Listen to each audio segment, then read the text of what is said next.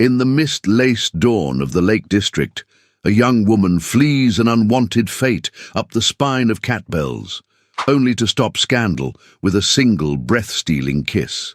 A stranger's lips, a village's gasp, and a secret poised to shatter the quiet. The man she seized is no ordinary traveller, but a duke haunted by ruin and silence. Duty claws at her hem, desire sparks in the pause between heartbeats. One choice will rewrite two lives, test a town's mercy, and awaken a past determined to be heard. Before we begin, tell me where you're listening from. I love seeing our map of hearts grow. And your turn.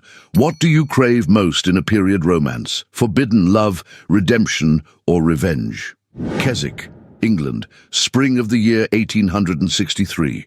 The skies above Derwent Water hung low with mist, a silver veil drifting over the hills like a secret kept too long.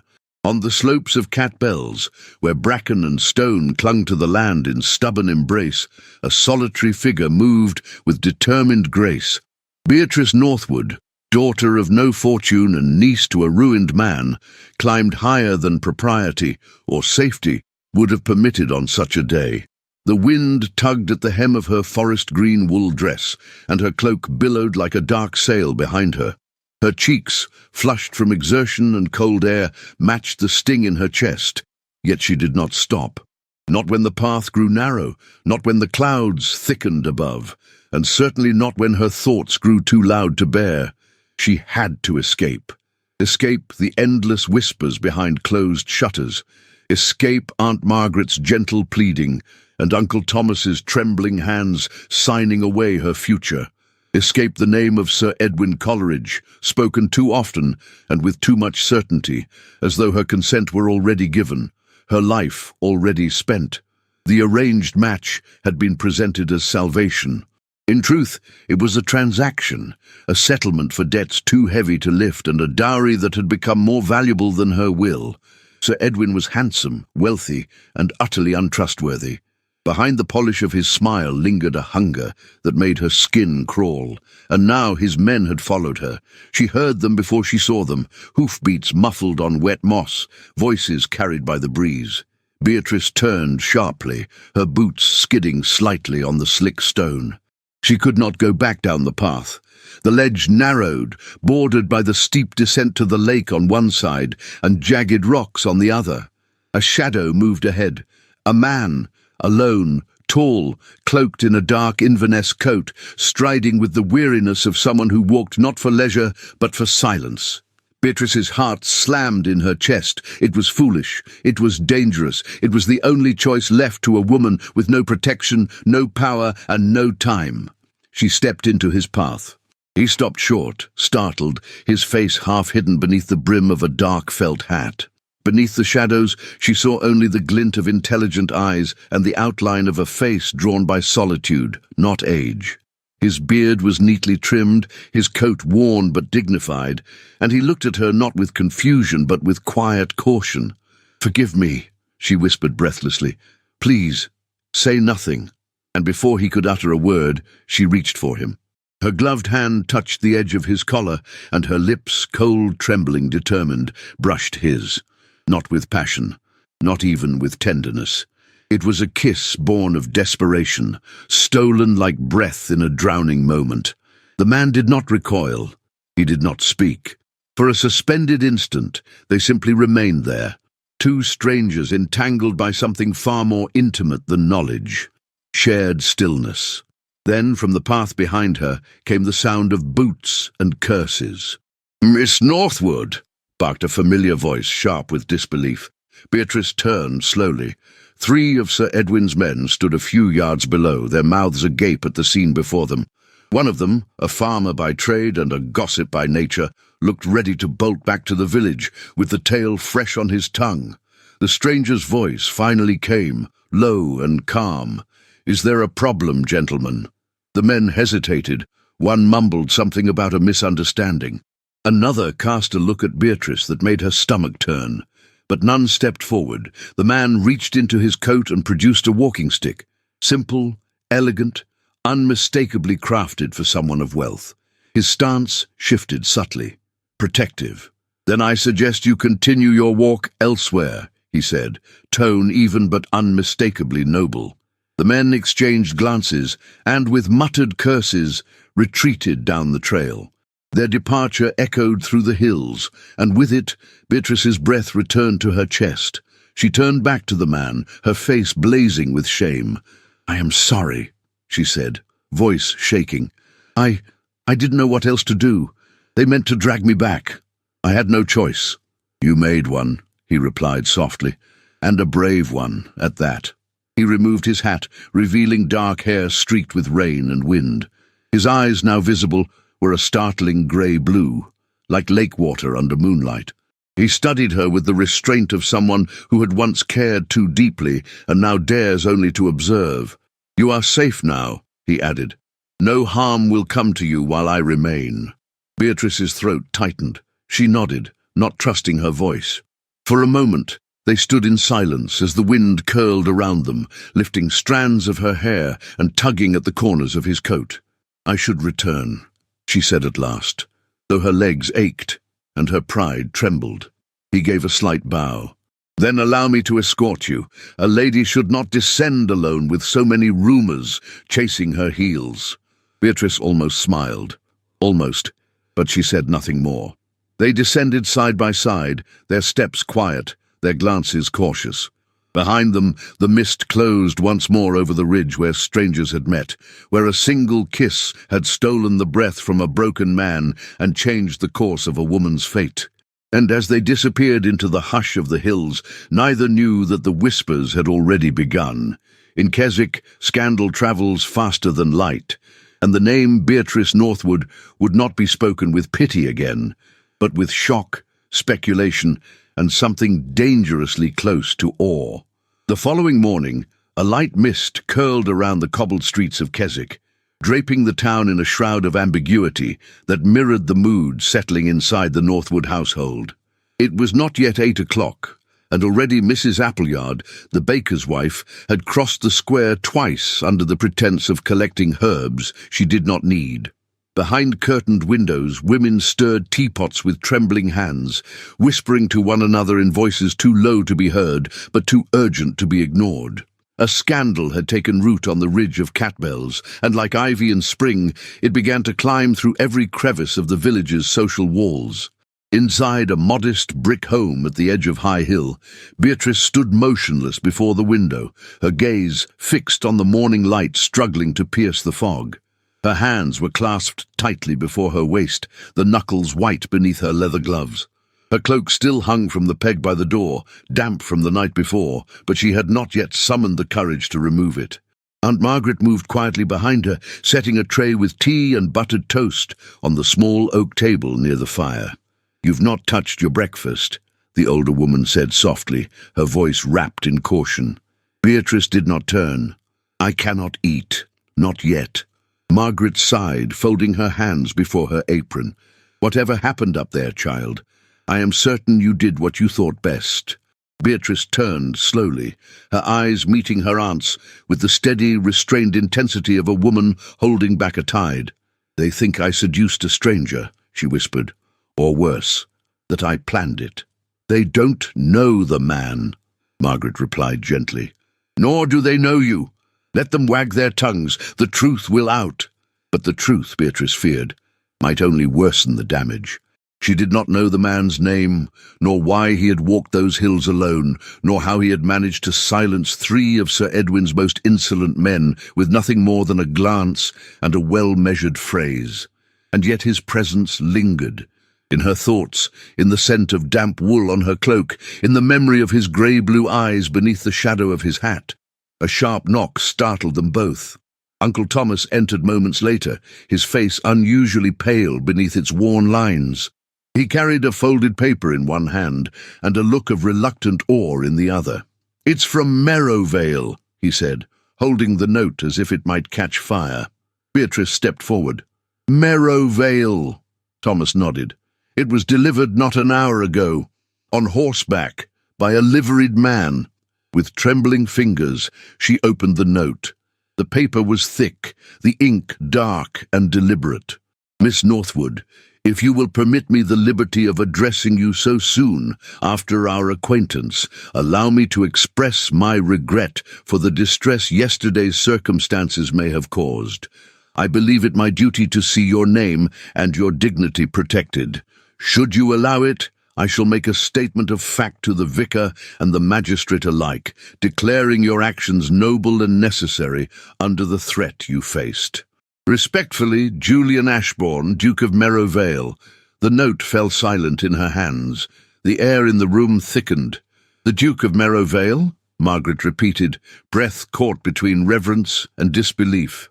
Uncle Thomas collapsed into the nearest chair. Merciful heavens! For a long moment, Beatrice said nothing. Her eyes remained fixed on the page, its carefully inked lines etched into her soul with the force of a storm. She had kissed a man without knowing his name. Now she had kissed a duke, and not just any duke, but that duke, the reclusive, tragic, and once celebrated Julian Ashbourne, whose name had vanished from polite society following the collapse of his family's quarry, an event that had claimed the lives of 24 miners and nearly destroyed his estate's reputation. "No wonder he moved like a ghost," she murmured. "Do you know what this means?" Thomas asked, his voice trembling. "The village will devour you. The gossips will say you lured him out of hiding."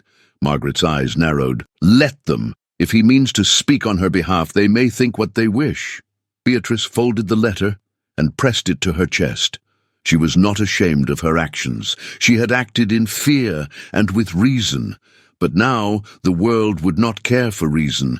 They would care only for appearances, for titles, for drama. And in a town like Keswick, where scandal was a currency stronger than coin, her name would either rise or crumble beneath the weight of this revelation. Outside, the sun was beginning to warm the mist into vapor. By noon, the village knew. It took exactly 3 passings of the midday bell for the news to reach every parlour and storefront. The woman who kissed a stranger on Catbells had in fact kissed the Duke of Merivale. And the Duke, long thought to be either mad or dying, was alive, upright, and writing letters. At the post office, Mr. Whitlow claimed to have seen the Ashbourne seal with his own eyes.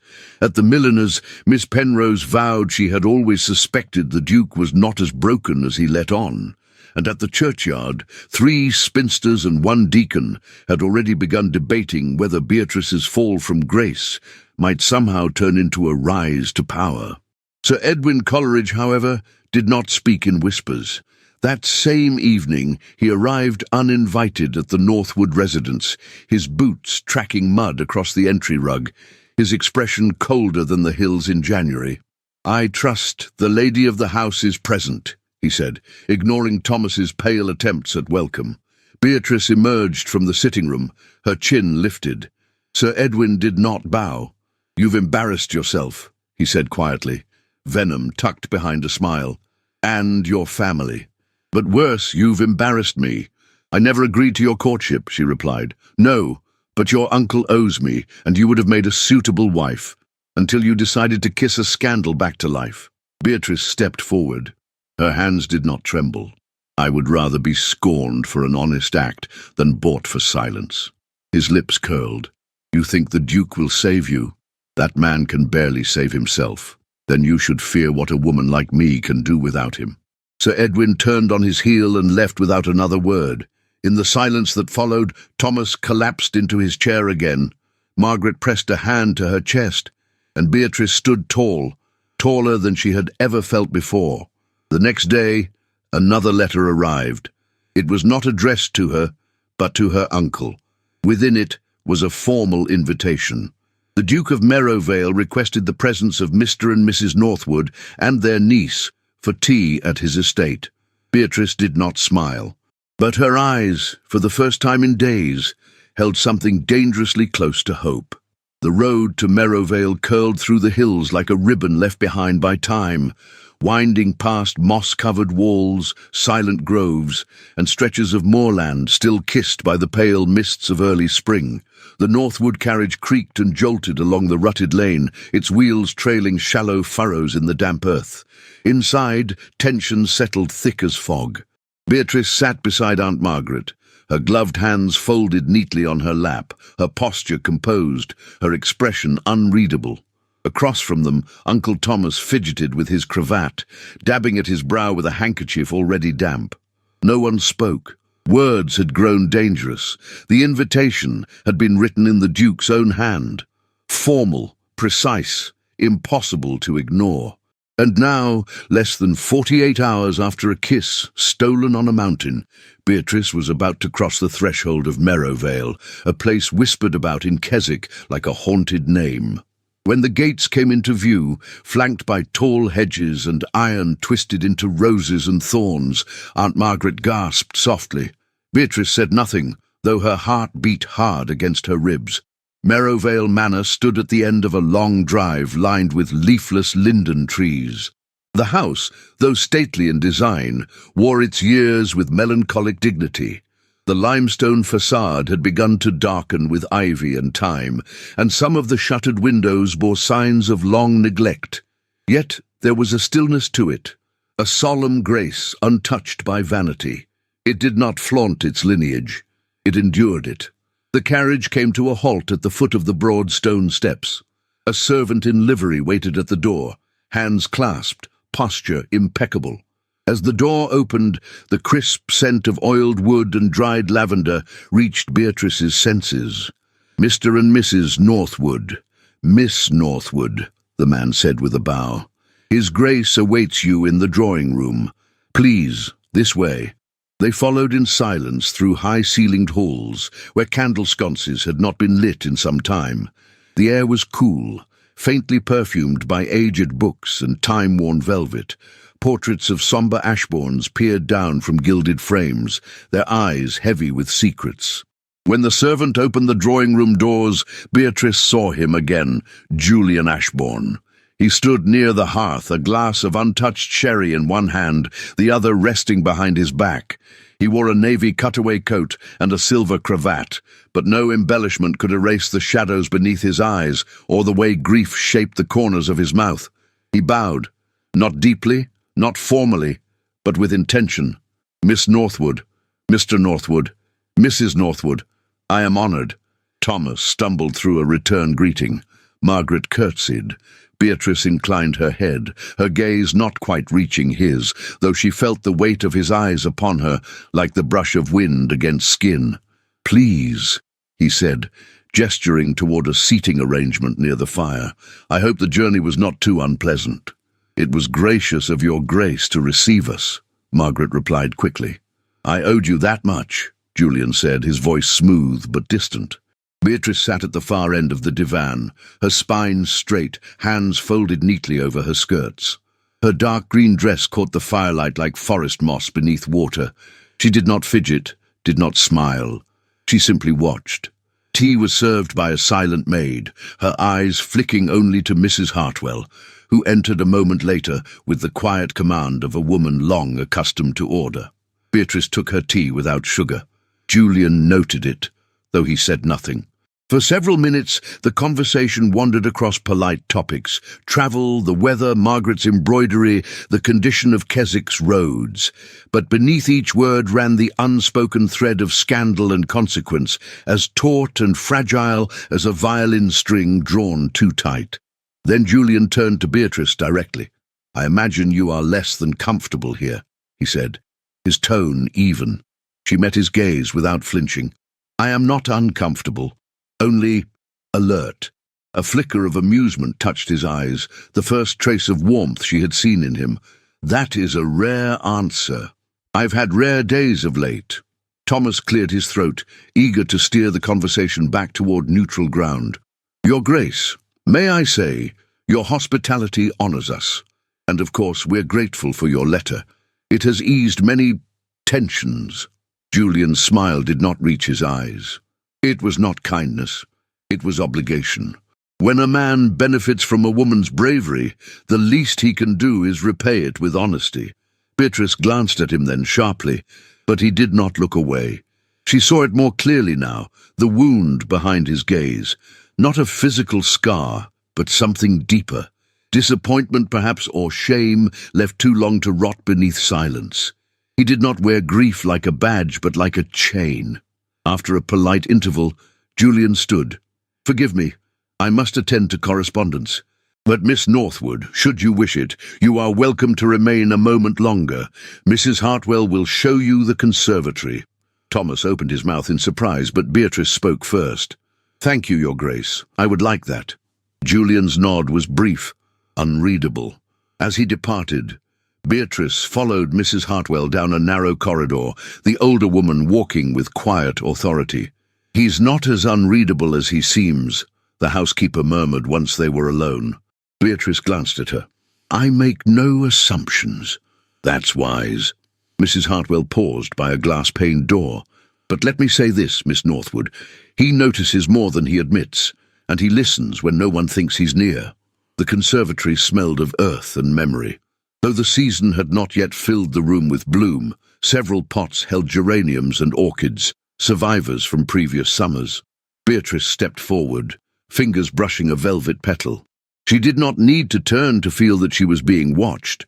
From the far side of the glass, across the garden, still sleeping under winter's breath, Julian stood half-shadowed beneath the archway. He did not speak, did not intrude. He simply observed her, not as a possession, not as a scandal, as something he could not yet name. That evening, after returning to Keswick and changing into a more practical dress, Beatrice walked the familiar path toward the edge of town. The sun had dipped below the hills, and a chill clung to the stones underfoot. Jonah Price's cottage stood as it always had, crooked and weather-stained, its small chimney puffing lazy smoke into the dusk. He opened the door before she knocked. "I heard you went to the manor," he said without preamble. She nodded. "It's quieter than I expected." "It's been grieving," Jonah muttered, stepping aside to let her in. The inside smelled of peat and liniment. Jonah's crutch leaned against the hearth. A pot of stew simmered on the iron stove. "Sit," he said, pointing to the chair nearest the fire. "You're not just here to ask after my leg." "No," she admitted. "I'm here because something doesn't sit right. About the collapse." Jonah's jaw tightened. "Plenty doesn't sit right, but the truth's heavy, and no one wants to carry it." Beatrice leaned forward, her voice steady. "Tell me." Jonah stared at the flames for a long time before speaking. "There were changes. Orders from someone, never said who, months before it happened. Cheaper timber, fewer inspections. Men spoke of it in hushed tones, said they had no choice. The foreman had papers signed by someone with authority. And was that authority the Duke?" Jonah shook his head. "No, I don't believe it. He was in London most of that year. The day it happened, he was due back but didn't arrive in time." He met her eyes then. Someone else profited from that failure. Someone who knew he'd take the blame. Beatrice felt her pulse quicken. "If I find proof," she said slowly, "will you help me?" Jonah gave a bitter smile. "If you find proof, girl, I'll stand beside you until the wind takes my bones." She stood to leave, her thoughts tangled like thread after a storm. Outside, the stars began to blink into life, and somewhere in the darkness truth waited, buried not in stone, but in silence. The winds that swept across the fells that week carried more than spring's last chill. They brought whispers that crept like ivy through the parish church, along the railings of the market square, and into the hearts of men who had long stopped believing in justice. Whispers that claimed Sir Edwin Coleridge was not yet finished with the Northwoods, nor with Merrow Vale. Beatrice heard them all, not from gossips, not from glances over shoulders, but from the silence that fell too quickly when she entered a room. From the sudden unease in her uncle's voice when speaking of debts, from the unreadable tension in Julian's eyes, each time she mentioned the word, mine. Keswick was shifting. One afternoon, while the rain tapped against the window panes of the parlour like an anxious visitor, Beatrice stood before Uncle Thomas's writing desk. The ledger lay open, a tremble in her fingertips as she turned each page with care. It was not unusual for her to help him balance the household accounts. Her schooling had been modest but practical, yet today she looked not for sums, but for secrets.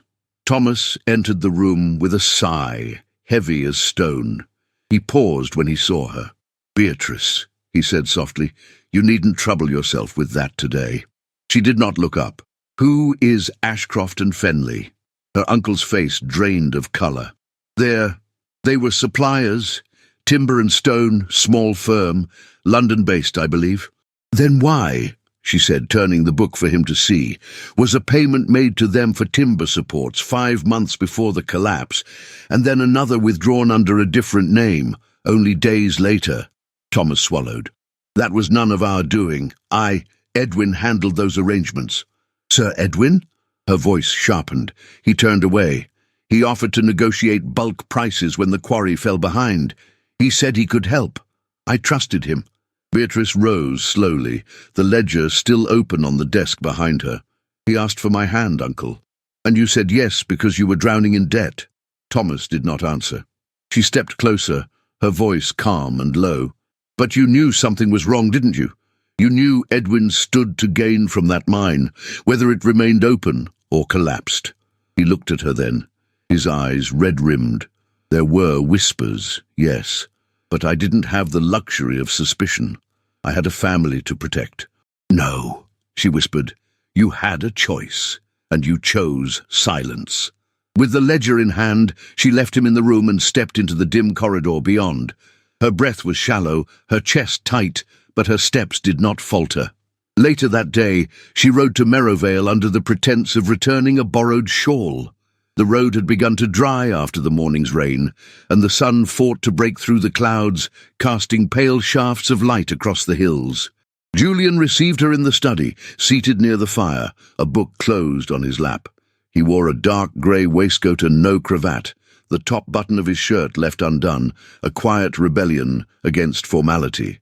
"You brought more than wool," he said, studying her face. She offered him the ledger, her voice steady. "I found this among my uncle's records. I need you to look at it." He hesitated. "Beatrice, please." He took the book from her hands and opened it. As he read, his expression shifted, first puzzled, then grim. When he reached the final entries, he closed the cover slowly. "I remember this name," he murmured. "Ashcroft and Fenley. They approached my steward the year before the collapse. Promised high-yield timber at half the cost. I dismissed them after a single letter. Then someone else reinstated the contract under your name," she said. "Someone who wanted the mine to cut corners." His fingers curled around the ledger. "Sir Edwin." She nodded once. "He handled the finances for my uncle, and I believe he used that position to authorize purchases under your seal." Julian rose from his chair and walked to the window, his back to her. For a long time, he said nothing. When he finally spoke, his voice was low, tight with restraint. "I have spent 2 years buried in guilt. My men died believing I had failed them, and perhaps I did, in my absence. But to know their deaths were bought, bartered for profit—" He stopped himself, gripping the edge of the sill. Beatrice approached him but did not reach for him. "We cannot know the full truth yet," she said gently, "but we can follow its trail." He turned to her then slowly, as if waking from a long and bitter dream. There was something in his gaze that had not been there before, something alive. "And what would you have me do, Miss Northwood? Return to the council chambers I abandoned, invite the scorn I've so carefully outlived? You think they will welcome me with open arms?" "I don't care if they welcome you," she said quietly. "I care if they listen." He looked at her for a long time, the silence between them rich with things neither dared yet name. Then he nodded, a single breath of surrender.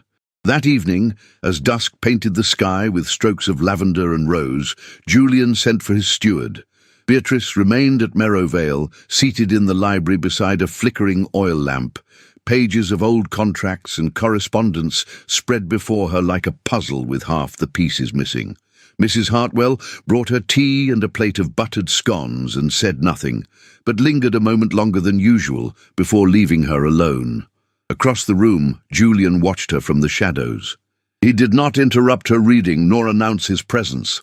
He merely observed the way she traced each entry with her fingertips, the way she lifted a brow at inconsistencies, the way her brow furrowed when she found gaps. It struck him that no one in his orbit had ever cared to look as deeply, Not into the books, not into the truth, not into him. Not until her.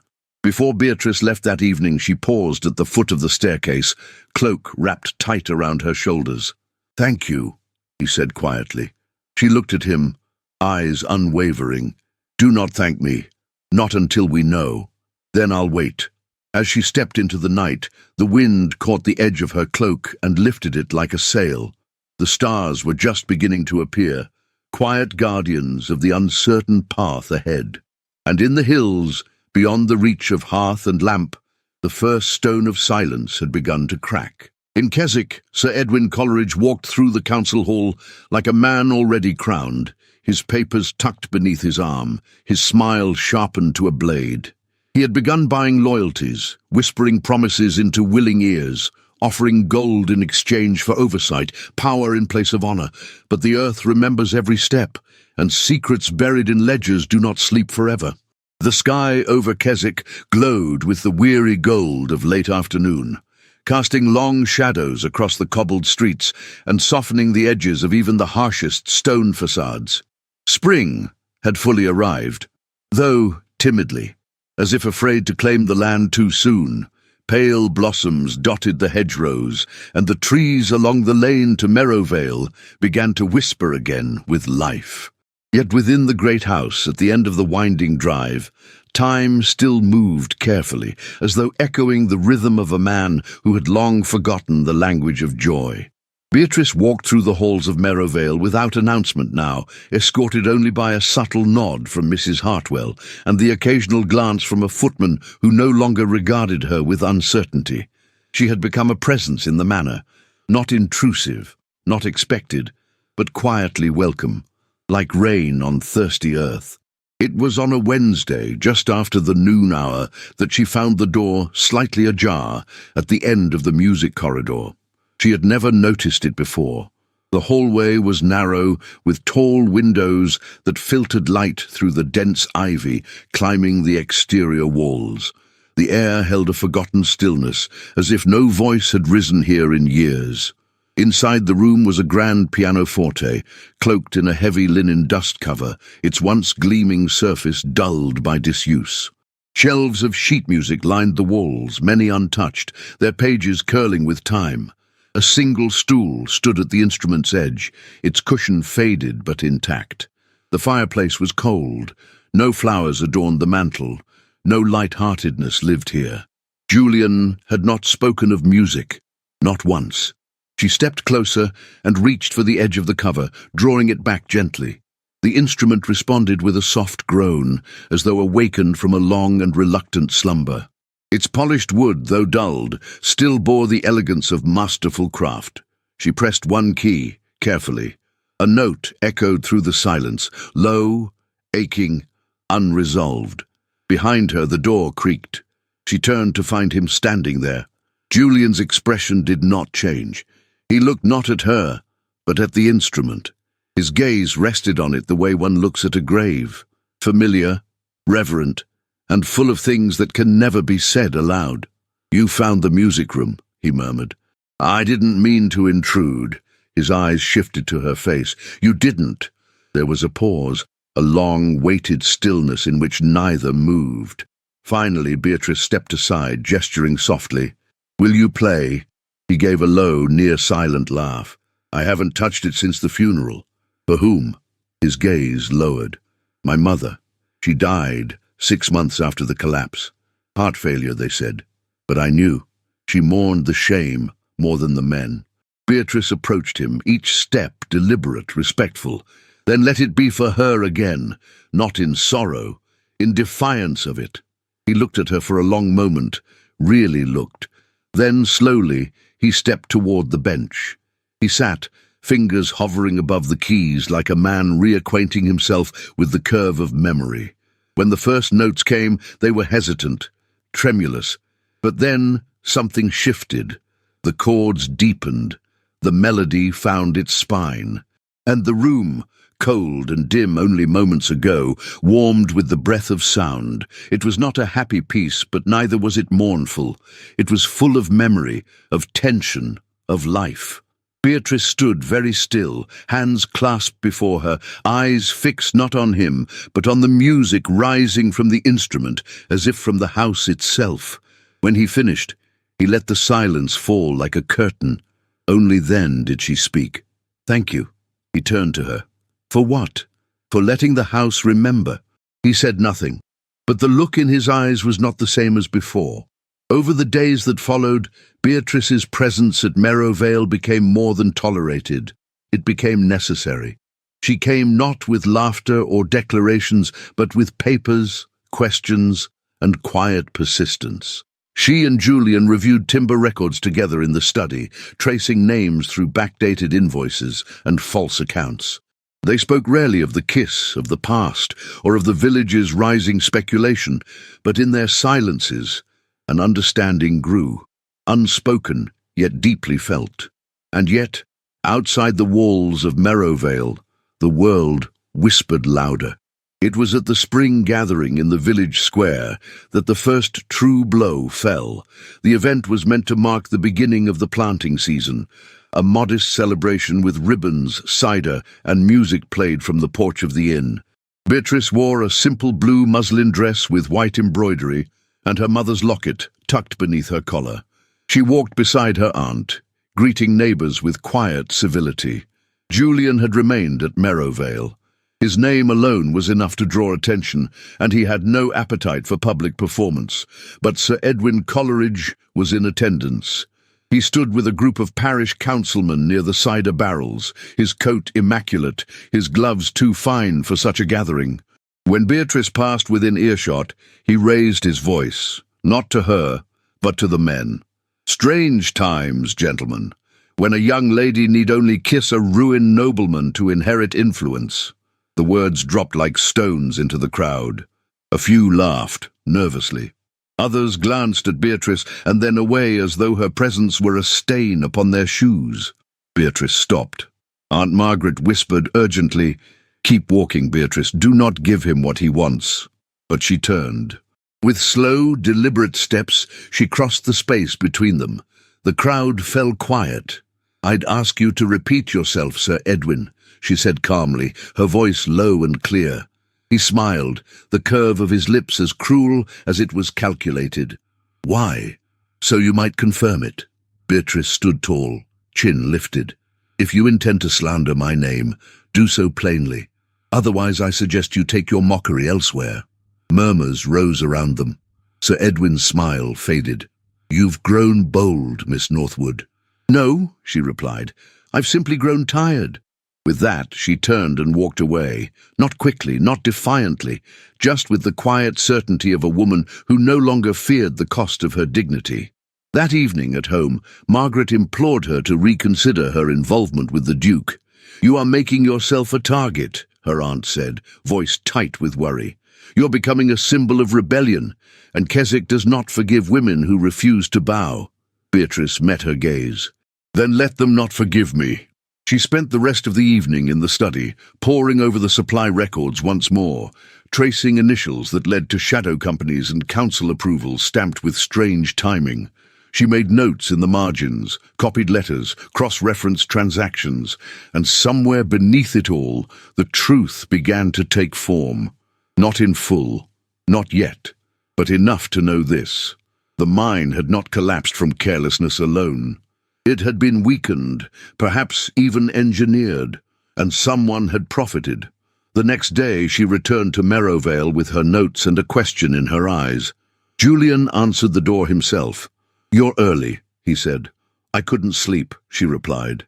Neither could he. As they disappeared into the manor once more, the house exhaled, softly, almost imperceptibly, like an old instrument learning to sing again.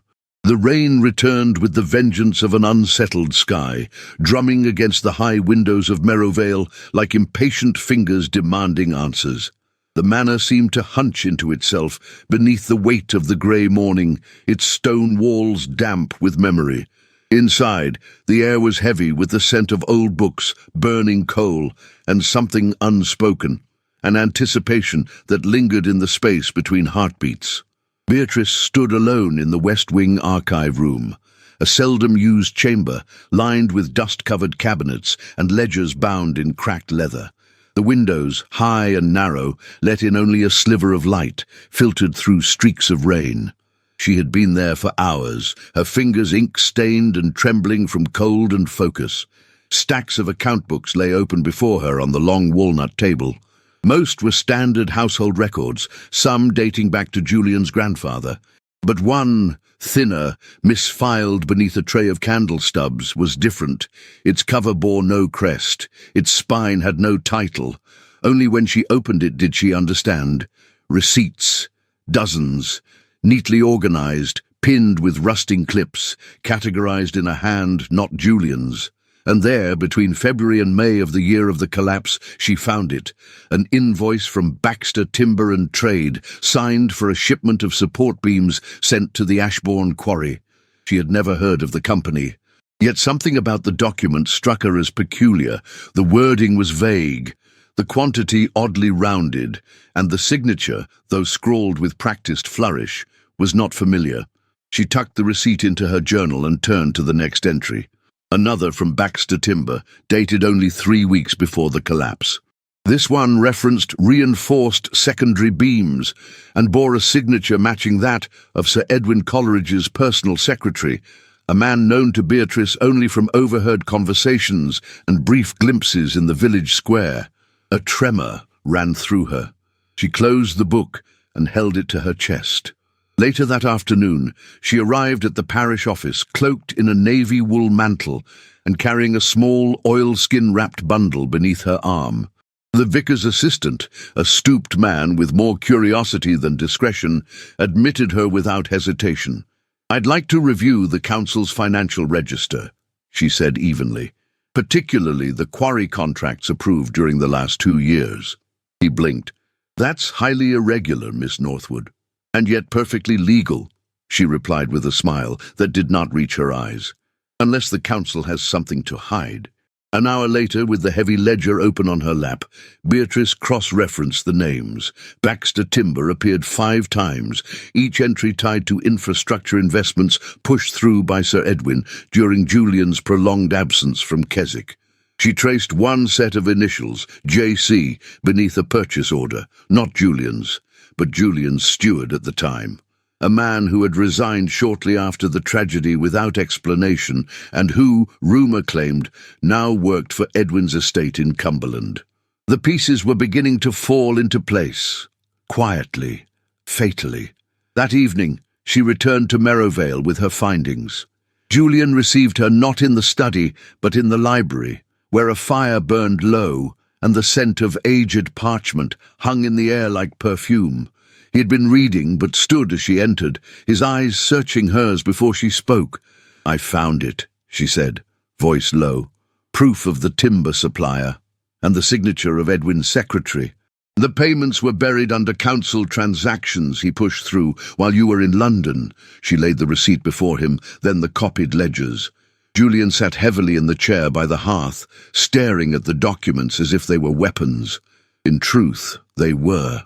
His jaw clenched. "That timber was faulty, substandard. When I asked my steward to delay expansions until I returned, he promised to wait."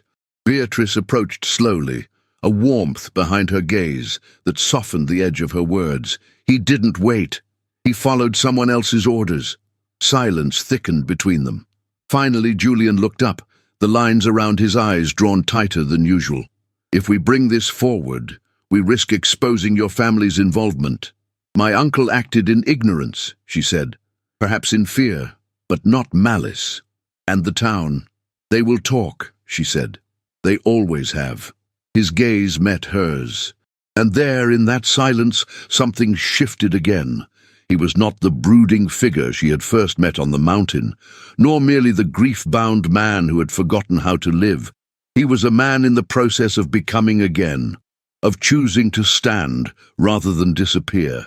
"I will speak to the magistrate," Julian said at last. She nodded. "I will go with you." He rose then, but did not step back. Instead, he stood close, closer than before. Her breath caught, not from fear, but from the way his eyes held hers, like the moment before a storm breaks. "I do not know what will come of this," he said softly. But if ruin must fall, let it fall on truth. Outside, thunder rumbled faintly across the hills. That night, Beatrice walked the path toward Jonah Price's cottage under a sky thick with gathering clouds. The wind tugged at her cloak, and her boots sank slightly into the wet earth. But her step did not falter. Jonah opened the door before she knocked, as if expecting her. "I found the receipts," she said. "Baxter Timber. Edwin's secretary signed the orders." He nodded slowly. "I knew they cut corners. Didn't know it ran that high. Will you testify?" He stepped back and gestured for her to come in. By the hearth, a small pot of broth simmered. The single oil lamp flickered against the low-beamed ceiling. "I'll speak," Jonah said, "but I won't survive what comes after, Beatrice. I'm a poor man with no land. Edwin's reach is long." "You won't be alone," she promised. He turned toward the fire. "Then God help us both." At Merivale, Julian stood at his writing desk, pen poised over parchment, heart weighted with resolve. The statement he drafted was precise, unemotional, and damning. He signed it not as a man seeking redemption, but as a duke reclaiming duty. When Beatrice returned, soaked from the rain and eyes bright with conviction, he met her at the door. "You were right," he said. Her brows lifted. "About what?" "That silence is not mercy. It's cowardice." He took her wet cloak from her shoulders, their fingers brushing briefly, sparking something between them neither had dared name. They stood in the foyer, shadows dancing around them, two figures bound by something deeper than scandal or suspicion, bound by shared fire. Neither spoke of fear. They had crossed that threshold already. Now it was truth that guided them, and whatever storm came with it. The morning of the hearing dawned beneath a leaden sky, heavy with low clouds and the distant scent of rain. The town of Keswick had never been more awake, nor more divided. From cottage to chapel, from shopfront to stable, the same name passed from mouth to mouth, Ashbourne. Some whispered it with dread, others with curiosity, and a few with reluctant admiration. By 8 o'clock, the townspeople began to gather in the square, drawn not only by duty, but by the weight of history about to unfold. The parish hall, normally reserved for school functions and harvest suppers, had been transformed into a makeshift tribunal. Wooden benches were set in rows, polished by generations of wear. The magistrate's chair had been pulled to the front, flanked by two small desks, one for the clerk and the other for the accused. No one could recall the last time such a proceeding had occurred in Keswick, certainly not in their lifetime. Beatrice arrived with Aunt Margaret at her side, their carriage quiet save for the soft creak of wheels and the occasional cough of the driver. She wore a slate-grey gown, simple in cut but noble in posture. Her hair was pinned back in a modest chignon, and her only adornment was the locket at her throat. Her mother's, as always. Her eyes betrayed nothing. But inside, her heart pounded with a ferocity she refused to show. When they stepped down before the town hall, murmurs followed. Some nods, some averted gazes, but no one dared speak to her. They were waiting for the Duke. And when Julian arrived, riding on horseback alone, without retinue or fanfare, the silence thickened. He dismounted in a single fluid motion, the fabric of his deep navy coat trailing behind him like a shadow of the man he had once been. He nodded once to Beatrice, the barest trace of something tender in his gaze, then stepped forward through the crowd, parting it like water. Inside, the room was already nearly full. The magistrate, a grey-bearded man named Percival Bramley, sat at the front, his expression stern but not unkind. He tapped the table twice with his gavel, and the low hum of conversation died. "We are gathered," he said, "to hear testimony concerning the Ashbourne quarry disaster of 2 years past. Recent documentation and petition have brought forward cause to reopen the matter. The floor is granted to His Grace, Julian Ashbourne, Duke of Merivale." Julian stood. There was no scroll in his hand, no letter, no prepared speech, only his voice. "I do not come to erase the past," he began, voice low but carrying. "I come to illuminate it." A rustle moved through the benches. "I was not present when the mine collapsed. That is a truth I have carried like a stone in my chest. But in my absence, decisions were made by those entrusted with my authority that led to tragedy. Men died, families broke, and for 2 years I let silence serve as atonement." He turned, eyes sweeping over the room. "But silence is not justice. It is fear, dressed in mourning." He gestured to the clerk, who brought forward the documents. Beatrice watched as he laid out the evidence, receipts, contracts, forged signatures, all pointing to the same name, Sir Edwin Coleridge. The crowd shifted uneasily. Faces once skeptical began to furrow with interest. Julian continued. "Sir Edwin manipulated financial records, approved the use of substandard materials, and authorized work under falsified safety reports. He did so under my name, while I was miles away, unaware of the decisions being made in my stead. This is no longer speculation. It is fact." He stepped aside. "I now yield the floor to Mr. Jonah Price." Gasps rippled through the assembly as Jonah entered, supported by his crutch, his face pale but resolute. He walked slowly, painfully, until he reached the front and turned to face the sea of watching eyes.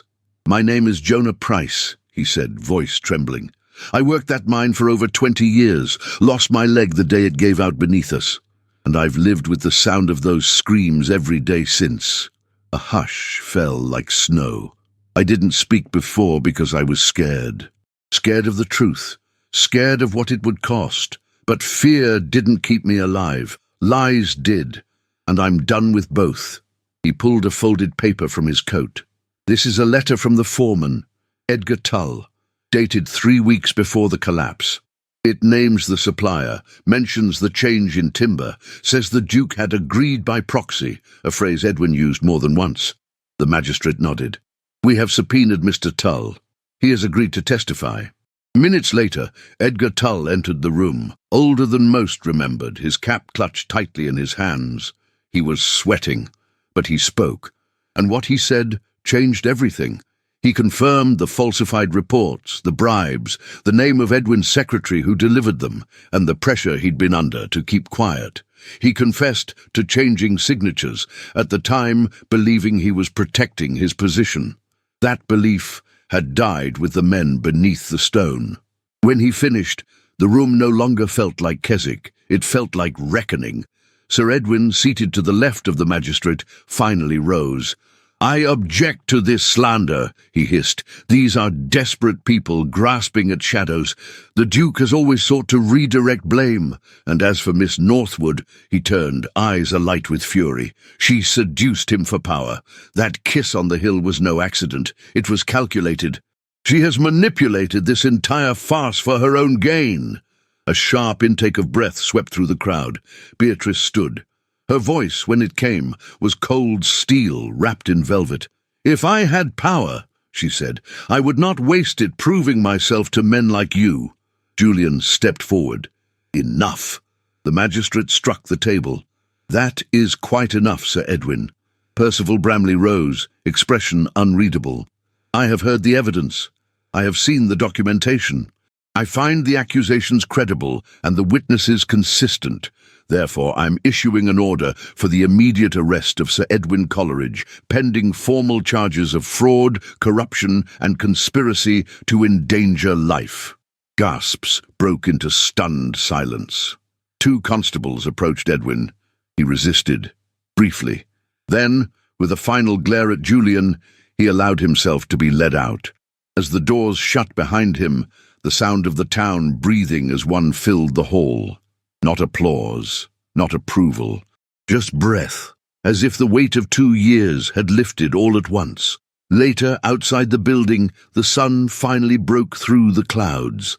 Light poured over the rooftops, gilding the stone and warming the faces of those who lingered in the square.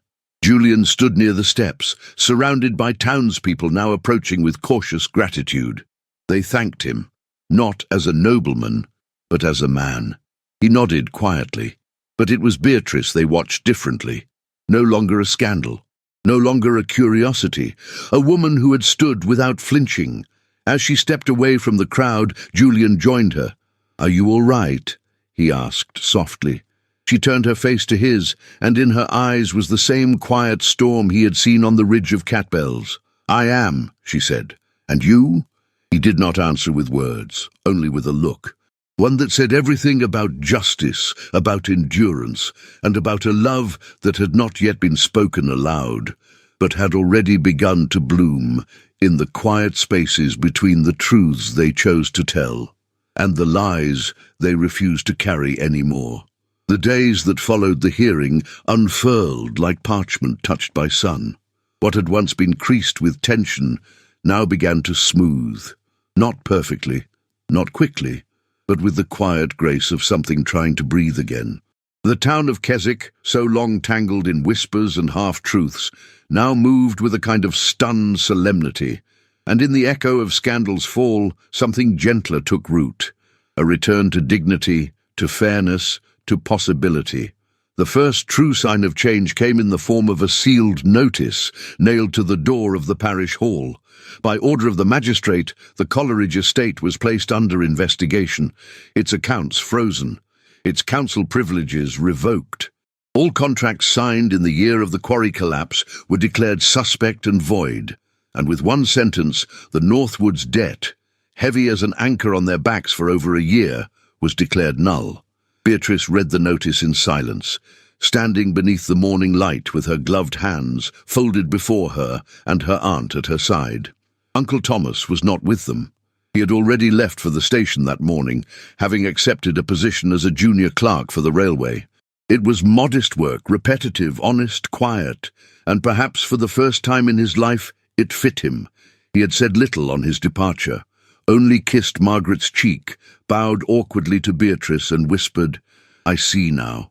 That was enough. At Merrowvale, the change was not written in paper but in air. The windows were opened. After years of shuttered halls and closed doors, the manor inhaled spring through lace curtains and open panes. Dust was swept from the corners, linens were aired. The scent of orange peel and lavender filled the kitchens. A fire crackled in the music room once more, not to mourn, but to warm. The staff, once shadows in long coats and measured steps, began to speak again. Soft laughter echoed in the corridor near the servants' stairs. Polished shoes no longer tread quietly, but confidently. Mrs. Hartwell, ever composed, oversaw it all with her usual precision, though her lips curved more often now, slight but present. In the drawing-room, the grand pianoforte had been polished to its former glow. Beatrice had played it once, in Julian's absence, not with skill, but with affection. When he returned and found her there, she did not rise in shame. She simply looked at him and said it needed reminding that it was built to sing. Julian had not replied, but the look in his eyes lingered long after the music had faded. He no longer avoided the village. He walked its paths now without escort, greeting those who met his gaze, listening to those who dared to speak. Not everyone accepted him, not yet. But there was a shift. A nod here, a word there. Small acknowledgments from people who had once turned their faces away. He had become something rare, a nobleman who had stood in the fire and not fled from the burn. At Beatrice's urging, he established a restitution fund drawn from his personal fortune, one not publicized in the papers, but spoken of in kitchens and church pews. Families of the fallen miners received modest payments, not in charity, but in recognition. Jonah Price, though quiet about his role in the trial, had been asked to serve on a new safety council alongside 2 engineers and the vicar. They met every Tuesday at Merrowvale, where the Duke listened more than he spoke. Beatrice was there as well, not in title, not in office, but always with her notebook open, her questions ready, her sleeves rolled ever so slightly past her wrists when the work grew long. She spent more and more time at the estate, not because it was expected, but because it felt like purpose. Her presence was not dramatic. She did not demand. She simply was, present in a way that few people knew how to be. She had grown used to the scent of ink and old parchment, to the particular groan of the library chair, to the way Julian's voice softened when reading aloud from letters written by miners' widows. It was in the details that they drew close. Not in confessions, not in grand declarations, in the passing of a teacup without looking, in the exchange of a ledger with fingers that brushed only for an instant too long.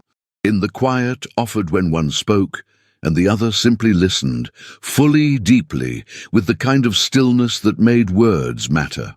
One afternoon, as the rain traced delicate veins along the library windows, Beatrice stood near the hearth with a pile of letters in her arms.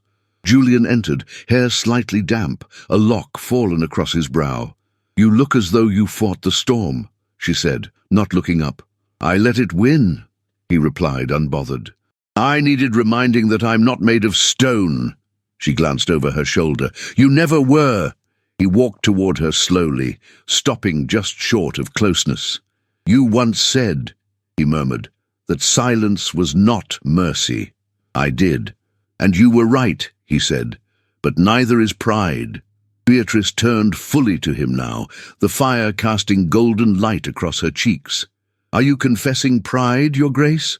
"I'm confessing fear," he said. "I mistook it for strength. I thought, if I kept my distance, I would do no further harm, that if I shut the world out, I would at least not lie to it." "You never lied," she said.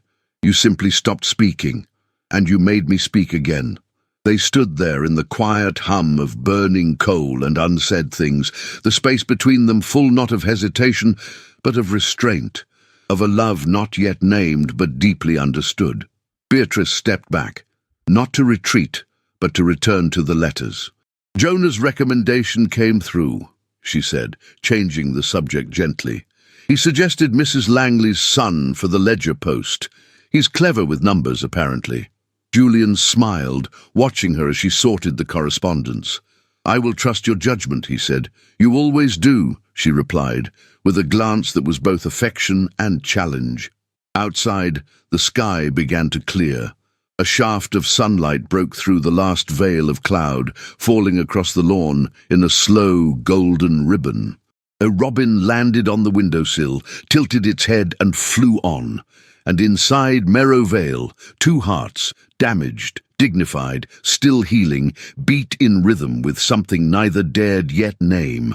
That night, as Beatrice left the manor, Mrs. Hartwell met her by the vestibule, offering her a folded shawl against the evening chill. "He's different with you here," the housekeeper said quietly. "I'm not here to change him." "I didn't say you were," Mrs. Hartwell replied. "Sometimes the right person doesn't change us. They return us to who we always meant to be." Beatrice said nothing, but as she walked down the long drive, the shawl tucked over her arm, her face lifted to the wind, she felt it too. The change, not thunderous, not sudden, just real, soft, and quietly, wondrously, enough. The morning broke soft and pale over Keswick. The sun filtered through a thin gauze of mist that rose from Derwentwater like a secret not yet spoken. The lake lay still, a silver mirror reflecting the shy light of early spring. Trees along the shore, their branches just budding with the promise of green, stood like silent witnesses to what had not yet been said, but longed to be. Beatrice Northwood adjusted her shawl, her gloved fingers trembling slightly beneath the fabric. She stood where the mossy path curved toward the water, the scent of damp earth and wood smoke in the air. Julian had sent word that morning, an invitation without agenda written in his own hand, unusually free of formality. "Would you walk with me, Beatrice?" No seals, no titles, no signatures. Just his name, just a question. She turned as she heard his boots on the gravel path behind her. He approached not with ducal elegance, but with quiet intention. He wore no top hat, no cane. Only his walking coat of slate blue, a cream scarf at his throat, and the same gloves she had once seen him wear in the drawing-room of Merrowvale, creased from use, not show. "Good morning," he said, his voice lower than usual, as though he feared the breeze might overhear him. "Good morning," she replied, and though her voice was steady, she did not quite meet his eyes. They began walking side by side, their steps unhurried, the path winding gently along the lake's edge. Swans drifted near the reeds, and far off a boatman's oars split the water with slow, measured rhythm. All around them, the world held its breath. Julian said nothing for some time, not because there was nothing to say, but because the weight of what he carried required care, and she deserved more than eloquence. "I used to walk here often," he said at last, "before the collapse, before the accusations. I would come to clear my mind and listen to the water, but after that, I could not bring myself to return." She glanced toward him then, her expression softening. "And yet, here you are." "I would not be," he said, "were it not for you." He stopped. She stopped with him. The breeze stirred her hair, loosening a strand from beneath her bonnet. He resisted the urge to brush it away, though his fingers ached with the want of it. Instead, he looked at her, as if he had been waiting a lifetime to speak. "Beatrice, when I met you, I was a man who had given up the right to believe in anything better than survival. I thought silence was safer than truth, and that keeping one's head down was nobler than lifting it only to fall. But you—" She raised a hand, gently, not to silence him, but to steady him. "You don't owe me words, Julian." "But I do," he said. "I owe you more than words. I owe you my name, my heart, my trust, though I cannot promise to always be easy with them. I owe you every breath of peace I've known since that day on Catbells, when a woman with fire in her eyes and mud on her hem kissed a stranger to save herself, and unknowingly saved him too." Emotion rose unbidden in her chest, raw and beautiful. She had thought herself strong, but his tenderness unmoored her. "I never meant to save anyone," she said, her voice thick. "I only wanted to be free, to be useful. I never sought this." She gestured toward the space between them, vast and intimate all at once. "I know," he said. "That is what makes you the only woman I have ever trusted to walk beside me."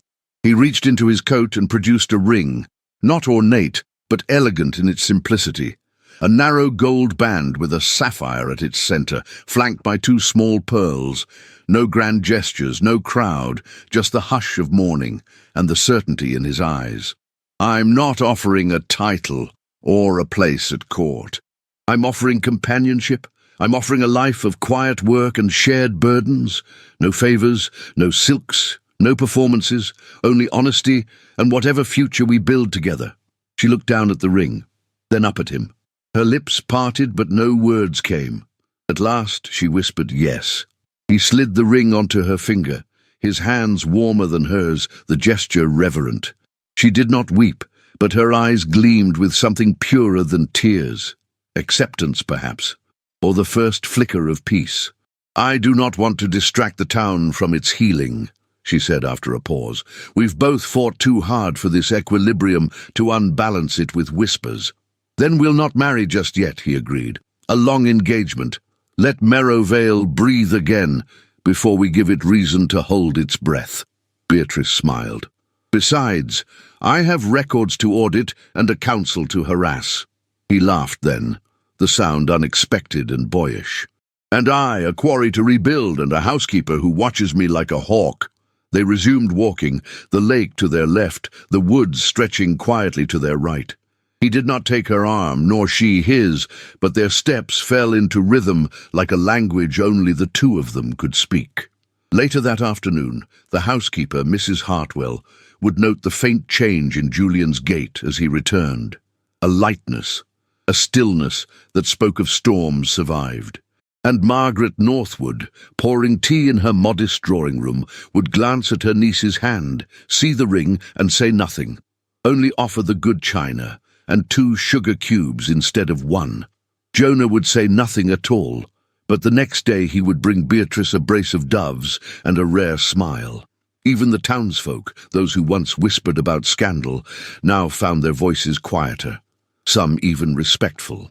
It was as if the village itself had undergone a quiet thaw, the kind that did not announce itself with fanfare, but with blooming violets at the edges of stone fences and lantern light left a little longer on doorsteps. As the sun began its slow descent and the sky turned to gold over Derwentwater, Beatrice paused again.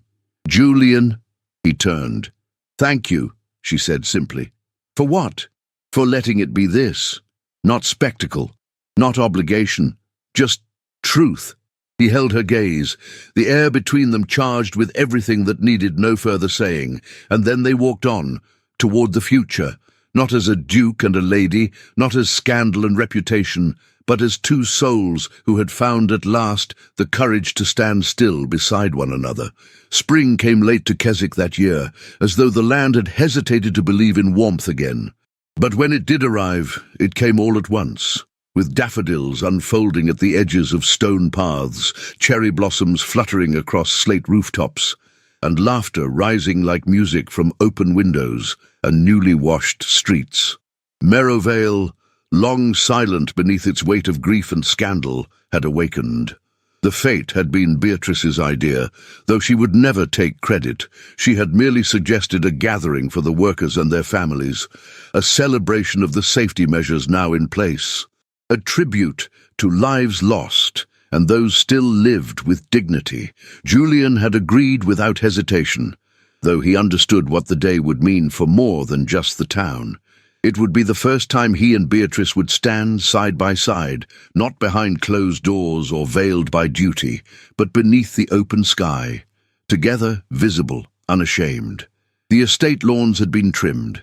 Tables dressed with white linens lined the green near the chapel.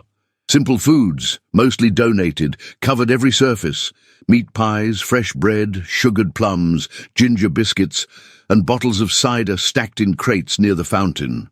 No orchestra played, no titled guests arrived in carriages, but children danced anyway, their hands sticky with honeycomb, their feet bare against the grass. Beatrice moved among them with a calm, watchful grace.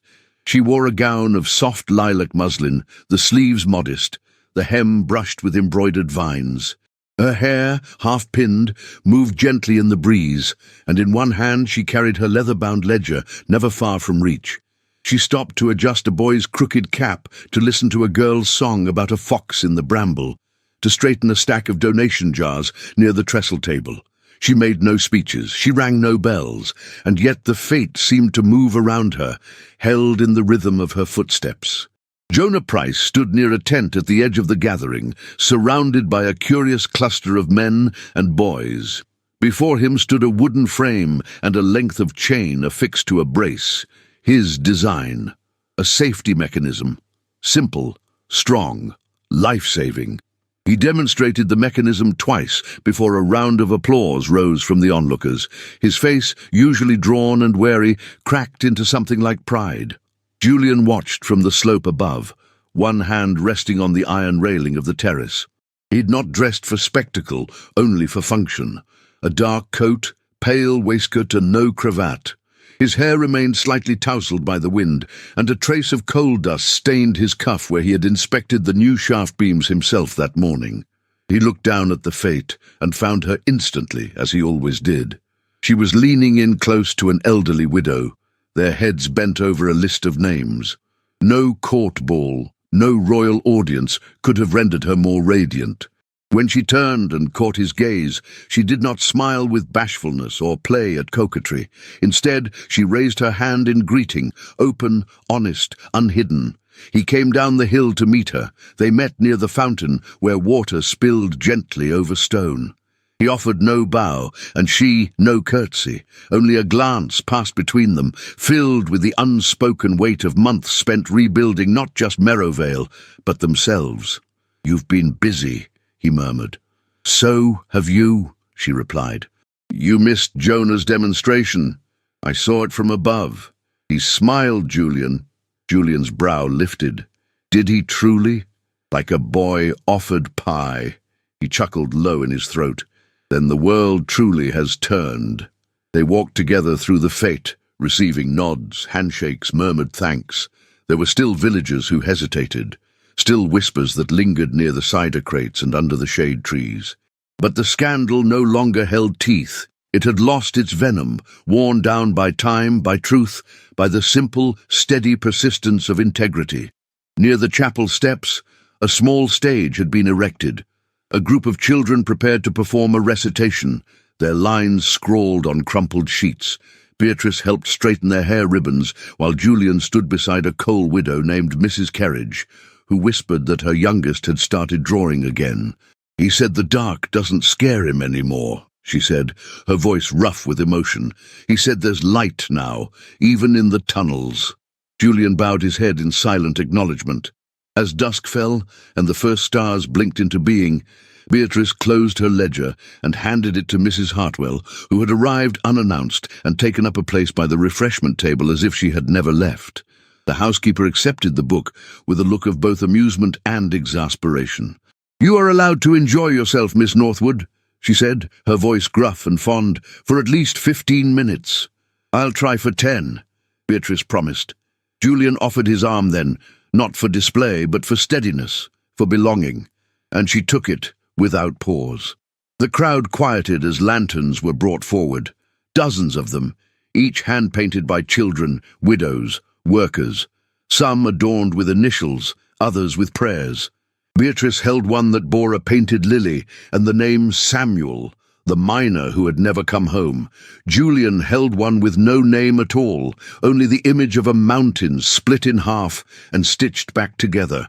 Together, they stepped forward. Mrs. Hartwell gave the nod. One by one, the lanterns were lit and released into the air. Some rose slowly, trembling in the breeze. Others shot upward like stars, remembering their place. The sky bloomed with golden orbs, each a story, each a scar turned light. Julian turned to Beatrice. "You know," he said softly, "the first time I saw you, truly saw you, was not on Catbells. It was when you refused to be silenced, when the whole village looked at you like a storm and you didn't flinch." She looked up at him, eyes shining in the lantern light. "And the first time I saw you," she said, "was when you let them see you fail." He swallowed hard. "It takes more courage to return to the place that broke you than to run from it," she continued. "You stayed. That matters. So did you." A lantern drifted just above their heads. Julian reached for it instinctively, but Beatrice stopped him. "Let it go," she said. "It's meant to rise." And so they stood there, shoulder to shoulder, as dozens more rose above them. The fate behind them hummed with laughter and song. The future stretched before them, not polished, not promised, but present. He did not kiss her. She did not need it. They simply stood in the light they had built together, no longer as rumor or rebellion, but as truth made flesh.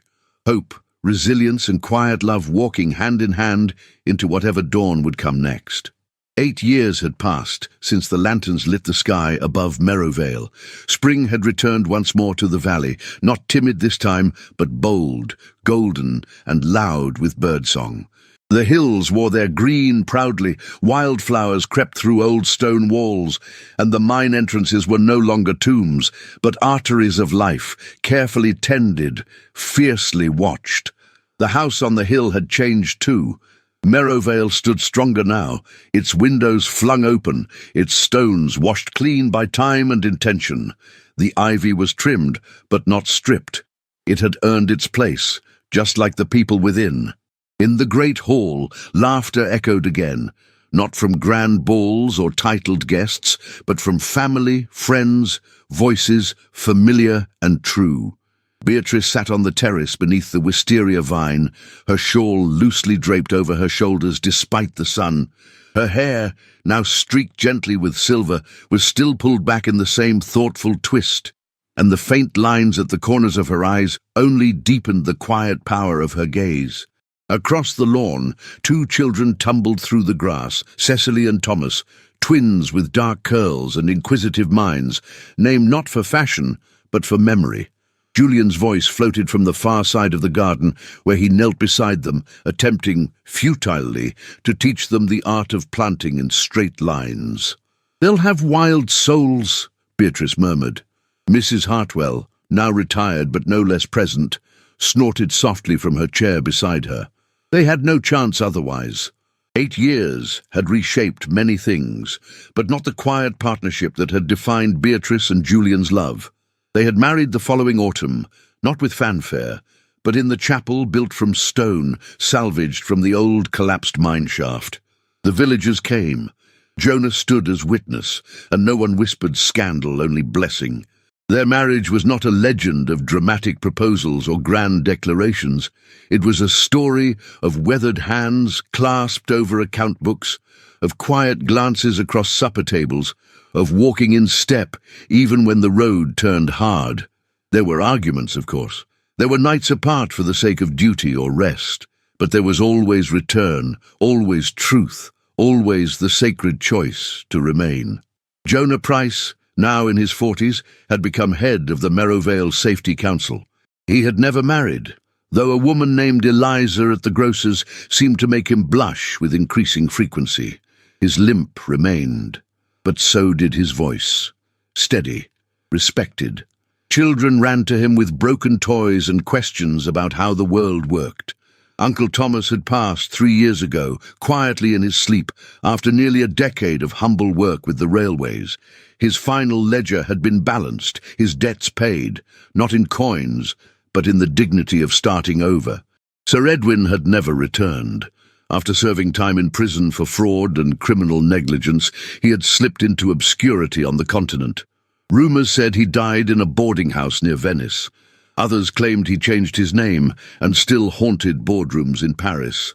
But Beatrice no longer thought of him. Some ghosts faded on their own. The estate, once a symbol of shame and silence, had become a place of open doors. Widows taught sewing classes in the West Wing. A classroom had been built for the miners' children. The library hosted debates on civic duty and history. And every year the Lantern Festival returned, now a village tradition, with every household sending one light into the sky to mark what had been lost and what had been reclaimed. Julian joined her on the terrace, dusting dirt from his hands. He pressed a kiss to the crown of her head, then settled beside her without a word. They watched the children chase one another toward the orchard. "She's faster," he said at last. "She cheats," Beatrice replied fondly. "She takes after her mother then." Beatrice nudged him with her elbow. "And Thomas's quiet stubbornness? Yours again? I think you're just trying to avoid credit." "I think," he said softly, "I've never wanted credit. Only a life that mattered." She turned to him then, her eyes soft with the weight of all they had survived. "You built it, Julian. Not alone, but you built it. And you," he whispered, taking her hand, "you believed it could be built." A breeze stirred the wisteria. In the distance, the chapel bell rang once, an echo of time passing, yes, but also of time belonging. They sat together as the afternoon slipped toward evening. The valley glowed with life. Children's laughter rose again, and in that golden silence between words, between breaths, one truth lingered stronger than all others. Love, true love, does not shout. It endures. And for Beatrice Northwood and Julian Ashbourne, the once scandalous kiss on a lonely mountain had become not a moment of shame, but the first chapter in a lifetime of grace. And so ends the story of Beatrice Northwood and Julian Ashbourne, two souls marked by sorrow, bound by truth, and healed by love. Their journey reminds us that strength often wears a quiet face, that redemption can rise from ruin, and that love, when built on respect and courage, can outlast scandal, silence, and time itself. In a world eager for grand gestures, their story teaches us to value the steady hand, the brave heart, the soft voice that says, "I will stay." If this tale stirred something within you, if you felt your heart ache, your breath catch, or your soul sigh with longing, leave us a comment and tell us what touched you most. And if you made it to this final moment, write the word endure in the comments. That single word carries the spirit of this story, and it lets us know you were here, walking beside Beatrice and Julian until the very last page. If you'd like to support the team that brings these stories to life, you can leave a super thanks in the amount that feels right for you. Every gesture of kindness helps us continue weaving these emotional journeys. And if supporting financially isn't possible right now, simply sharing this story with a friend is a beautiful way to help us grow. There are more love stories waiting, filled with passion, redemption, and unforgettable characters. You can find them linked in the video cards and in the description. We hope you'll stay a little longer and let your heart be moved again. Thank you for believing in love that endures.